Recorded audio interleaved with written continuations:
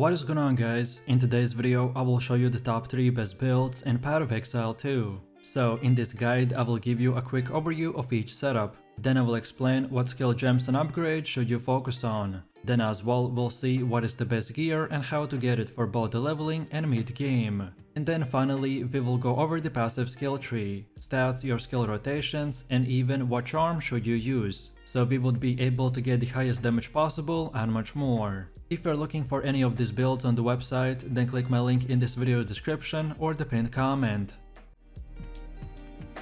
This setup is the Spirit Minion build, which summons bunch of raging spirits by casting the Flame Wall for the offense. And then also for defense, we get to command a minion army. So unlike most other builds where you only command or cast spells, well, in this one we get to do both, and thus increase our DPS even higher. By using specific gear and building our skill tree around nodes like the Power of the Dead, Fear the Dead, Silent Guard, and many more, it will enable us to upgrade our minions and projectile area and damage. So if you're ready to explode anyone and everyone that stands in our way, while also getting a skeleton army that follows and protects you, then let's get right into it.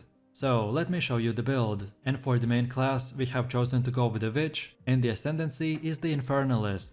At first glance it looks like we're using way too many skills, but most of them are passive and will work in the background, so we will only use few of them on our skill bar. Then for the first skill we have the Summon Infernal Hound with support gems like the Elemental Army, Meat Shield, Fire Exposure, and the Strip Away. Then second we got the Unearth with minion instability and the Infernal Legion. Then next we got the Flammability with the Heightened Curse and the Spell Cascade. Then next we have the Skeletal Arsonist with Feeding Frenzy, Scatter Shot, and the Martial Tempo. Next we are also using the Flame Wall with the Fortress and the Arcane Tempo. Next we have the Skeletal Warrior with the Brutality, Splinter, and the Maim. Then we got the Raging Spirits with the Fire Infusion, Elemental Focus, and Emulate. Next we have Pain Offering with Magnified Effect and the Persistence. Then also we're using the Skeletal Storm Mage with Conduction, Storm Fire, and Overcharge. Next we have Skeletal Cleric with the Ingenuine and Last Gasp. And finally for our last one we got the Grim Feast with no support gems whatsoever. Most of this build is structured around using minions and the Raging Spirits, so we use gems and skills that will support and increase their area and damage, while the rest are powerful buffs and utility skills that usually activate in the background. Next, let's quickly take a look at our leveling setup, which we need to use up until about level 25, because the first few levels can be a bit rough until you get the Raging Spirit skill. So first off we have the Unearth with minion instability and brutality. Next we have the Skeletal Sniper with the Martial Tempo and the Scatter Shot. Then next we also got Contagion with Concentrated Effect and Elemental Focus. And then finally we're using the Flame Wall with Fortress and the Arcane Tempo. This is your basic setup up until we increase our damage. Next up we have our passive tree. For most new players this can seem extremely daunting, so let me quickly explain. In very simple terms, every character is granted one passive skill point every time they level up, and are sometimes even granted more for completing certain quests. We have 3 node types, so small nodes, notable nodes, and keystones. All of them act as checkpoints that you want to reach and make a path to build around a specific playstyle. So let's take a look at our setup, and we want to start at the spell and minion damage node, and make our way like this while on our way grabbing the Raw Destruction and the Power of the Dead. Then now let's go to the right and get these 2 red nodes and then these 2 more blue ones. Then after that we want to circle back a little and make our way all the way to here to get the pure energy, which will increase our defense, which we desperately need in the early stages. Then now let's go again back to the top, but this time take the left side, and then from here we want to take all of these half circles, so we could get the Essence Infusion, then the Growing Swarm, and also the Dispendable Ward. And now from here just make your way all the way to the top of the right side. And the order in which you do it doesn't really matter, as long as you follow this path. And then now let's go all the way to the middle again, and for our Ascendancy build, this is what we have. So at the beginning you want to unlock this Loyal Hellhound for an extra minion and reduce damage taken by 20%. Then second, pick the Altered Flesh. Then next, get the Baidat's Will for more maximum spirit. And last, pick up these 2 small life nodes, since you want as much life as possible for the Baidat's Will. And then as far as the attributes go, I recommend to take enough strength and dexterity to meet the gear and support gem requirements, and then use the rest on the intelligence. Next we have our gear. The weapon of our choice is the Rattling Scepter, which base grants us +2 levels to the minions. And then for the bonus stats, we also want to get increased percentage to the minions, allies deal more physical damage, and just more damage increase in general. And then for the offhand, we got the Blazing Crash Shield with armor and energy shield. And for the bonuses, we want max life and more resistances like fire and lightning. Then for the helmet, we have the Iron Crown with armor and energy shield. For bonuses, we want max life, plus levels to minion skills and more to cold resistance. Then for the chest, we have the Pilgrim Vestments with armor and energy shield. For the extras, we want max life, more to spirit and fire resistance. Then for the belt, we have the Rawhide Belt with increased life recovery to flasks. And for bonuses, we want max life, fire and cold resistance. Then for gloves, we got the Torn Gloves with max life, fire and cold resistance. Then for boots, we're using the Straw Sandals with energy shield. And for bonuses, we want increased movement speed, max life and cold resistance. Then for the first ring, we got the Sapphire Ring with cold resistance. And for more, we want max life and attributes like the Strength, Dexterity and Intelligence. While on the second one, we got the Ruby Ring with fire resistance. And for more, we want max life, Dexterity and Intelligence. And then finally for the amulet, we got the Jade Amulet with Dexterity, max life, more to spirit and plus levels to minion skills.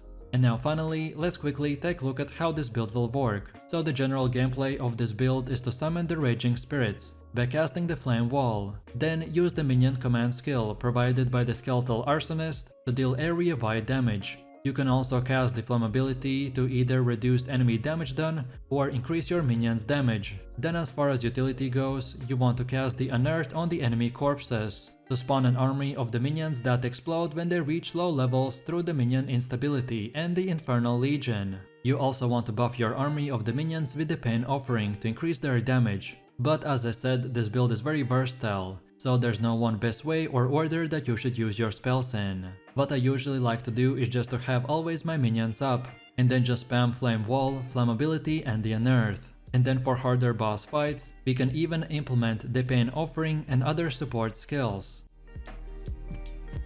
This setup is super fun and has insane amount of lightning damage. Also, as you can see, it is one of the most visually impressive builds in the game, as the sorceress can paralyze and destroy monsters with a barrage of lightning. Our build has insane amount of AoV and great speed farming potential, by shredding through the maps and all the other endgame content with ease. All of these three skills, so the Archmage, the Lightning Incandescent and the Spark skills, together make up the bulk of our insane damage. At some point in the later game, some lowered gear players might run into a mana problem, but lucky for us, the sorceress has many tools to address this problem, and with optimized gear we need nothing more than a single stat roll on our weapon or gear to completely solve this issue. So if you want to fill out your entire screen with sparks of lightning and speed clear through the hundreds of enemies in few seconds, then let's get right into it. So with all of this said, let me show you the build. For the main class we have chosen the sorceress and our ascendancy is the Stormweaver. And for our first skill we have the Spark, and we are going with the support gems such as the Pierce, Arcane Tempo, Acceleration, Persistence and Wild Shards. Then second we got the Lightning Conduit with the Controlled Destruction, Elemental Focus, Considered Casting, Lightning Mastery and Execute. Then next we got the Orbs of Storm with Lightning Exposure, Strip Away, Conduction, Fount of Mana and Magnified Effect. Then next we have a Mana Tempest with Inspiration, Premeditation and Murderous Intent. Then next we have Conductivity with gems like the Hex Bloom and the Heightened Curse and Focus Curse. Then next we have the Enfeeble with the Curse Ground and Expands. Then next we have the Voltaic Mark with no gems. Then next we have the Archmage with also no gems selected. And finally for the last one we got the Mana Remnants with Clarity, Vitality and Cannibalism. Next, let's quickly take a look at our leveling setup, which we need to use up until we unlock the Archmage skill. So first off, we are using the Ember Fusillade with Controlled Destruction and Ignition. Then next we have the Spark with the Conduction and Pierce. Then next we also got the Orbs of Storm with Lightning Exposure and Strip Away. And then finally we're using the Frostbomb with Clarity and Vitality. This is your basic setup up until you get our build's one of the most important skills. Next up we have our passive skill tree. In very simple terms, every character is granted one passive skill point every time they level up, and are sometimes even granted more for completing certain quests. We have 3 node types, so small nodes, notable nodes and keystones. All of them act as checkpoints that you want to reach, and make a path to build around a specific playstyle. So let's take a look at our setup, and we want to start at the spell damage node and make our way like this until we get the raw power and the path of storms. Then now we make our way all the way up here and get this overexposure. Then from here we can circle back a little and get the arcane blossom and then these 2 more nodes. Then now we make our way all the way up here until the top, then take the right like this and get these 2 nodes called the power conduction and the pure power. And now from here we can make our way all the way to the right side, and on our way we can pick up all of these nodes in no particular order. As soon as you unlock the Constant Gale Ascension, which gives us the Arcane Surge, then now we can invest our points into the left side. But until that point, just get everything on the right.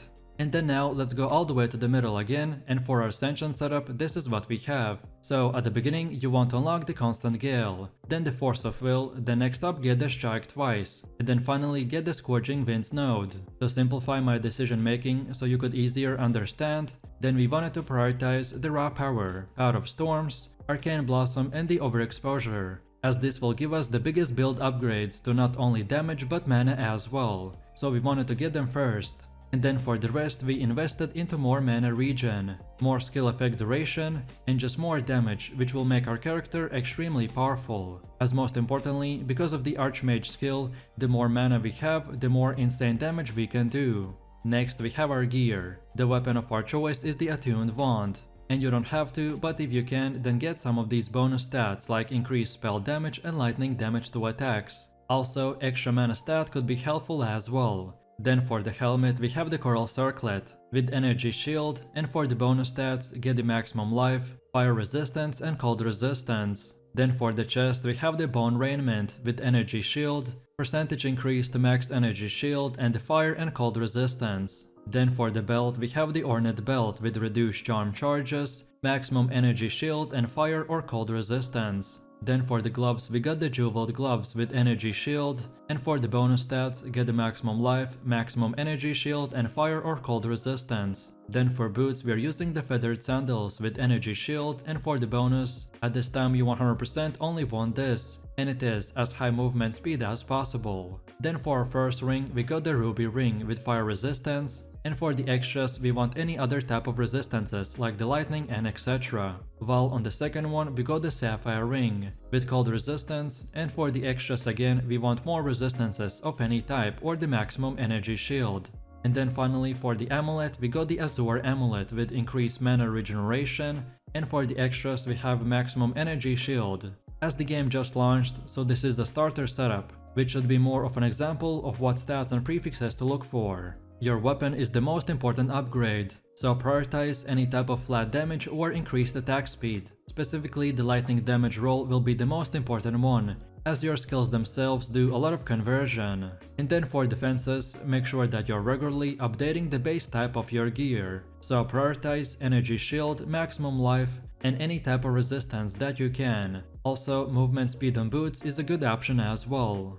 And now finally, let's quickly take a look at how this build will work. We want to start our main rotation by first off activating the Archmage, which while active will give our non-channeling spells cost additional mana, but now in return we will deal extra lightning damage based on our DPS and our maximum mana. And then from here we can simply spam the Spark and the Orb of Storm, and this will fill our entire screen with the lightning that will destroy enemies in seconds. As you can see, this rotation is pretty straightforward. All you need to do is basically keep spamming the main rotation, and then use the rest of the filler skills for bosses or depending on the specific situation. If you ever run into the mana problem, then remember all the ways that I previously said on how we can increase it, and then also we can use the Mana Tempest and Mana Remnants to recover it even faster. And this might sound obvious, especially at the beginning when you might not have unlocked the Archmage skill. But if you run out of mana, then just simply cast less skills and wait. You will be doing very high damage anyways, so casting fewer skills won't really impact the gameplay that much,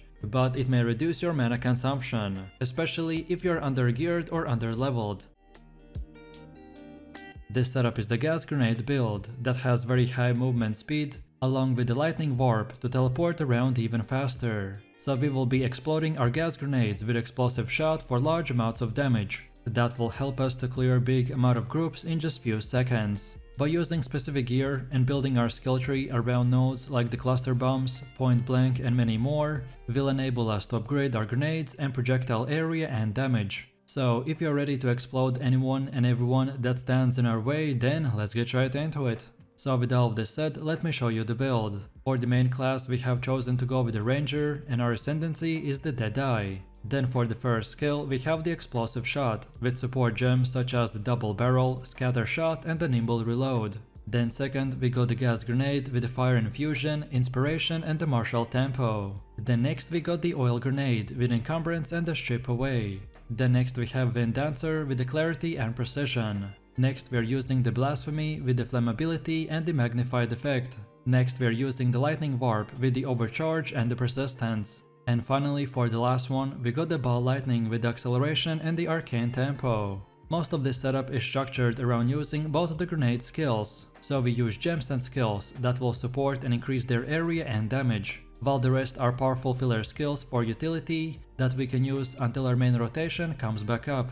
Next, let's quickly take a look at our leveling setup, which we need to use up until about level 25, where we get the Gas Grenade skill and unlock the Cluster Bombs node in the skill tree. So first off we have the Lightning Arrow with the Martial Tempo and the Lightning Infusion. Then next we got the Lightning Rod with the Scatter Shot and the Magnified Effect. Then next we also got the Escape Shot with Concentrated Effect and the Deep Freeze. And then finally we are using the Wind Dancer with the Clarity and Precision. This is your basic setup up until we increase our explosive damage. In the early stages of progression we are using the Lightning Arrow and the Rod for AoV damage, while the Escape Shot and the Wind Dancer are for mobility and utility. Next up we have our passive skill tree. For most new players this can seem extremely daunting, so let me quickly explain. In very simple terms, every character is granted one passive skill point every time they level up, and are sometimes even granted more for completing certain quests. We have 3 node types, so small nodes, notable nodes and keystones,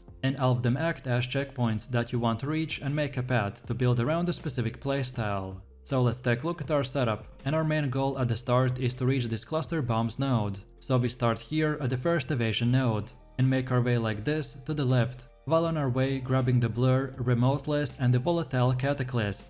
And then from here we keep going down until we reach the circle and then get our Cluster Bombs. This node is very important to get early on, as this is exactly what allows the Deadeye to start scaling well enough to use over other beginner skills. So then when that is done, then now we want to circle back to the beginning and get most of these nodes like the Honed Instincts, Clean Shot and the Vile Wounds. Then again let's go back on where we left off and get this entire circle while also grabbing this Overwhelm. And now finally from here just make your way all the way to the end, and the order in which you do it doesn't really matter as long as you follow this path. And then now let's go all the way to the middle again, and for Ascension setup this is what we have. So at the beginning you want to unlock the Projectile Proximity specialization and choose this point blank version. Then now take this Endless Munitions, and then from here just unlock this whole entire path. Next we have our gear. The weapon of our choice is the Advanced Bombard Crossbow with increased crit chance and speed. And for the bonus stats you want to get increased percentage to the physical damage, more accuracy, added physical damage and more levels to all projectile skills. Then for the helmet we have the Advanced Scout Helm with armor and evasion. And for the extras we want more armor, max life and cold resistance. Then for chest we have the Advanced Cloaked Mail with armor and evasion. For extras we want to get more armor, more evasion and max life and more to spirit. Then for the belt we have the Mail Belt with reduced flask charges. And for bonuses we want max life and any type of resistance like fire or cold. Then for the gloves we got the Advanced Double Gauntlets with armor and evasion. For extras we want to get max life and fire or cold resistance. Then for boots we are using the Advanced Brace Sabotans with armor and evasion.